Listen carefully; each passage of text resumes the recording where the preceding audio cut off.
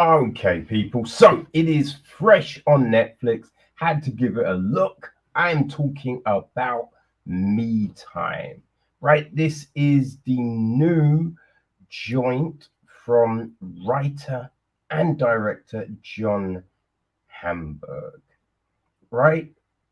It is produced by dum, dum, dum, dum, Brian Smiley, Kevin Hart, Hamburg, executive produced by Mark Moran, Lauren Hennessy, Joe Gatter, and Patricia Braga. Music is from Jeff Cardoni. Cinematography is Chris Kakalikis. Melissa Breverington edits the film. Casting was Rachel Tenner. Teresa Golarian did production design. Art direction is Erica Toff. Set decoration is Melissa M. Levanda. Lessa Evans handles costume design. Hair and makeup and all of that. We got Alan A. Apon, Alicia M. Bagajonas, Patrice Bankhead, Jackie Brubaker, Quelly Calderon, John Calouse, Lowena David, Rosetta Garcia, Chris Cheese, Amber Shani Hamilton, Megan Hester, T. Mia Johnson, Kate Klein, Robert C. Matthews III, Angela Peralta, Jamie Richmond, Henry Sanchez, Vivi Tran, Tania Vega, and Dion Wine. And our cast, well, people, we have got Kevin Hart as Sonny Fisher. We've got Regina Hall as Maya Fisher. They've got two kids, Dash, aka Dashiel, played by Chi Tafari, and Ava, played by Amentii Sledge. We've got Sonny's best friend, Huck Dembo, played by Mark Wahlberg. There's crossing guard Leon, played by Diane Delano. We have got Alan Geller, Sonny's neighbor, played by Andrew Santino. We have got Sonny's babysitter, Skylar, played by Michelle Deschon. There's Armando Zavala, who is Maya's boss, who is played by Luis Garado Mendez. We have Delphine Rism, played by Sharon Gardner. Ibrahim Taha, played by Kieran Roberts. Raj Singh, played by Shyam Kara. Gloria Chu, played by Connie Chen. There's Jill, played by Naomi Ekpergin. Comb Over Stew, played by Drew Drag. Bethany, played by Deborah S. Craig. Jock Hardwood, played by Antone Grant. Velvet Hayes. Manika Beverly. Wom Joe, played by Alexis Ray. Kathy Chang. Diego Carlos Javier Rivera. Kabia Tahi Moira.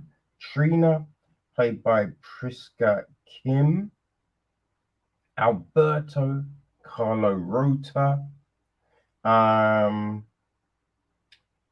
You got Sid, played by Sydney Skidmore, Xander, Chow Long, Katya, Jamila, Danny, Thomas Okaya, Gil, and Connie, Maya's parents. Gil is John Amos, Connie is Anna Maria Horsford.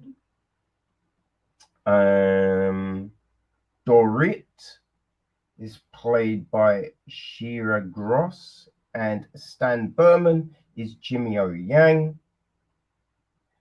There is Thelma, their Uber driver, played by Ilya Izorales Polino.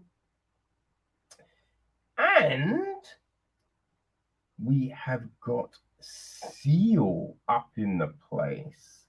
Yes, Seal. You know what I mean? Which was like, that was super interesting. I was not expecting, wasn't expecting that, right?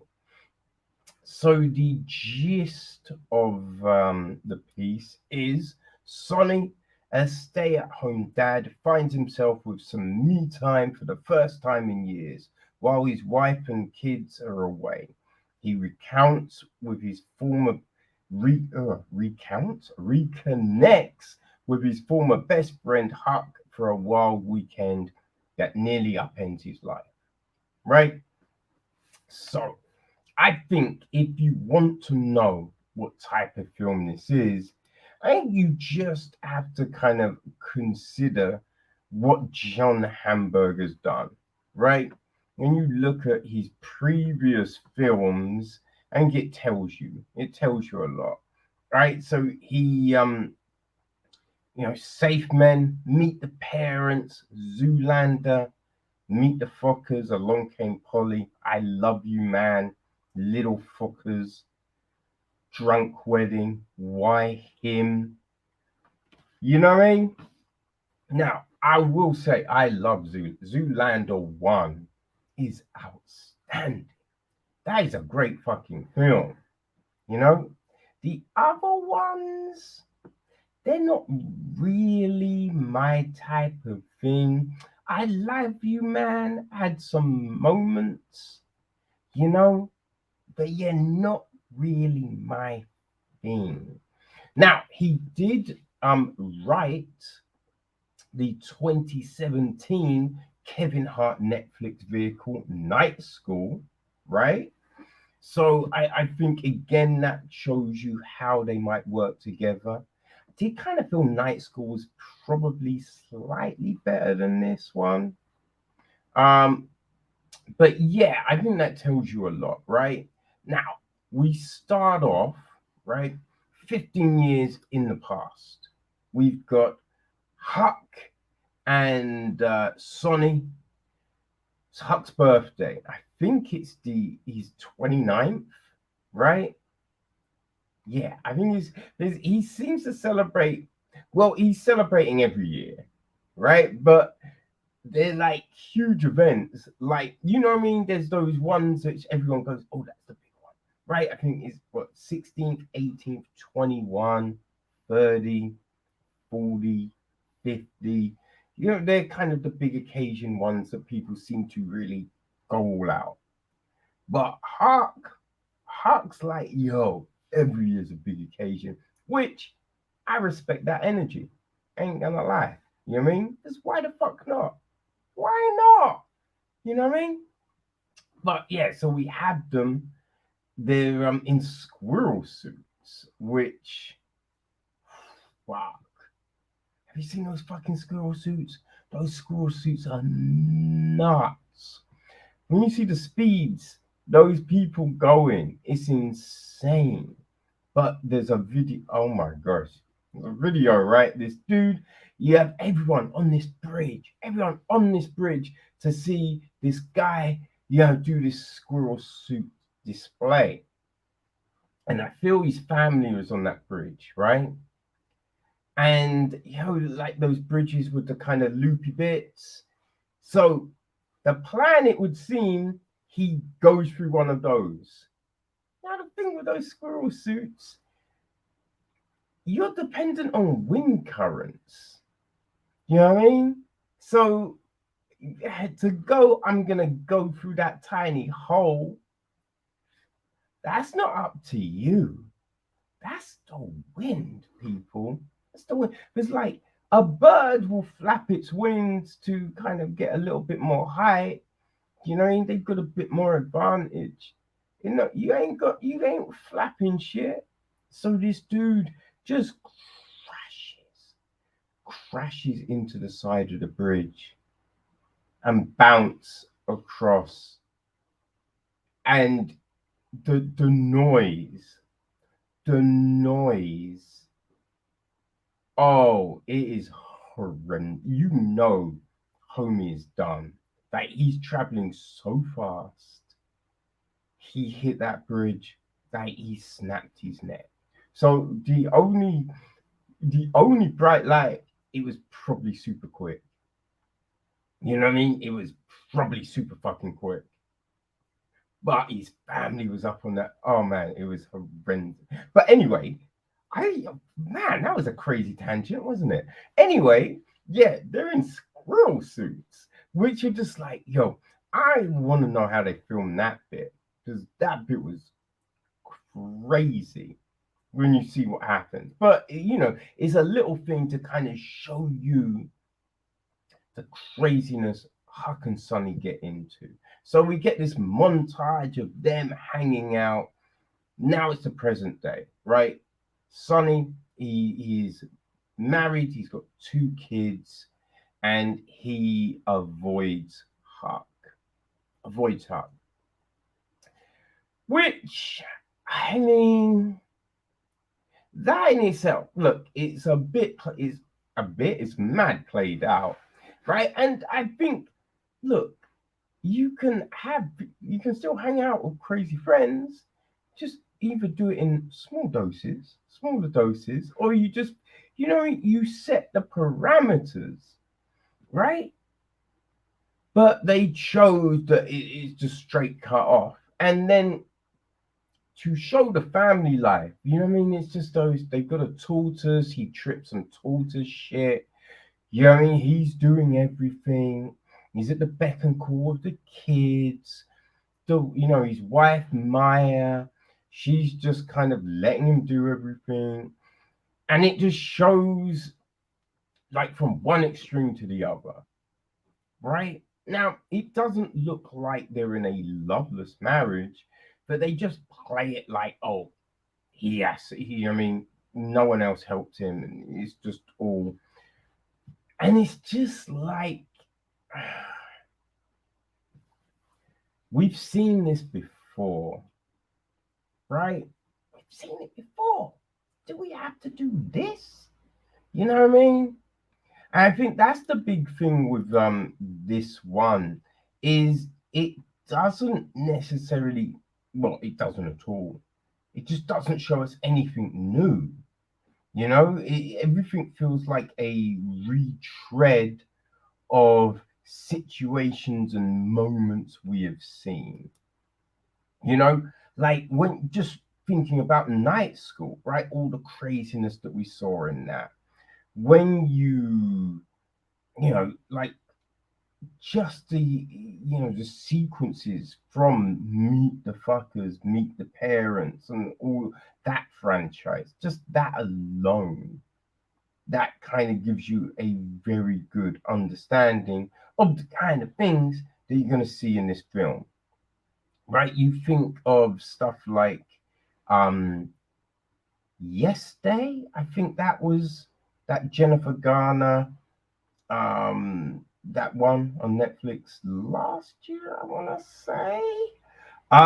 Yeah, right. It's just these situations that are all a bit like, okay, that's what we're doing, right? There's a bit when, oh, Huck and all his friends are naked, or, again, like, he's slipping on tortoise poo, right? It's just these things that aren't really, they're not really funny, like, or it's just not giving us anything like, oh shit, that's correct. I've never seen that before. We've seen everything before, you know. There is a gnarly mountain lion situation, which again, I don't know how the fuck they filmed that, because that was some crazy shit. That was some crazy shit. Uh, yeah, look, it's not terrible, right? I think Andrew Santino is funny. He's very funny as the kind of uptight neighbor that wants to cut loose, right? He's not bad. It's just, I think we've seen Hart and Wahlberg be better. You know, like this whole kind of turn the film does when we get, you know, Jimmy O Yang's character. It just feels a bit like, okay. And I mean, Jimmy O Yang, I kind of feel, right, I can understand why he might have chosen to do it, because it's a role that's a little bit, he's usually the goofy friend in something. So him taking, you know what I mean? It's a bit more, oh, I'm a bit of a tough guy, but it doesn't really seem to fit, right? And there's a lot of things that seem forced here. Now, I love Seal, right? I love Seal. And I kind of think with this film, hopefully people kind of find his shit again, because, you know what I mean? He's got some hits, man. Seal's got some hits. Did seem like a crazy addition though to the film, you know. But we do that thing. There's a bit when everyone's like, "Oh, how can we find your album?" He's like, it's on CD," and they're like, "Oh, what's a CD?" And it's just like, come on, man. Like, that's such a lazy kind of little play.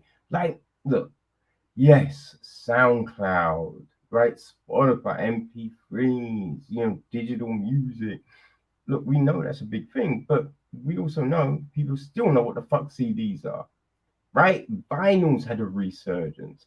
It's not like people don't know what this shit is. Now, if he was like, oh, it's on mini disc, right? Now, yeah, there's a load of people that have probably forgotten what the fuck mini disc is. Because mini disc was just here for a minute, right? You know what I mean? So it's just like, if you want to try and make that, you do it in a different way. You know, that's it. Just do it in a different way, right? Now, if you want something you don't want to have to think about, right? You don't have to think about. It's just mindless, stupid. You know, this this will kind of work for you, right? Yeah, like there's this big speech at the end, which are just like, like you wouldn't do it in that situation. Like, what are we doing here? What are we doing? You know, it's just, it wants to be that comedy that's got this message in it and all of that, but it's just the framework seems a little outdated, right? You're going on these archetypes that don't necessarily exist anymore. I mean, they exist, but they're not the norm, right? It's not the norm in thinking that a guy staying at home looking after the family is, you know, everyone thinks he's a weakling and all. No, just people kind of get it now, right? I think, yeah, in the 80s, that would be like, oh, what the fuck is this? But it's not the 80s now, kids, you know? So, as I said, look, if you want mindless comedy, Me Time probably works for you. You know, late night, you can't sleep, you just need something, right? But it's not. I don't think it's that one that you go back to time and time again.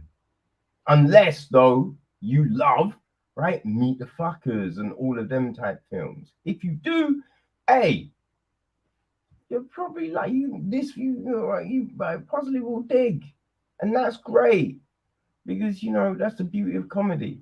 There's so many different types and varieties that there's something for everyone. This not really for me, kids. It's not really for me, but it might be for you. It's on Netflix. You can go and check it out. Right? It's just over 100 minutes. Right? Probably a little too long. Could have been shorter, I would say. There you go. Me time, baby. Me time.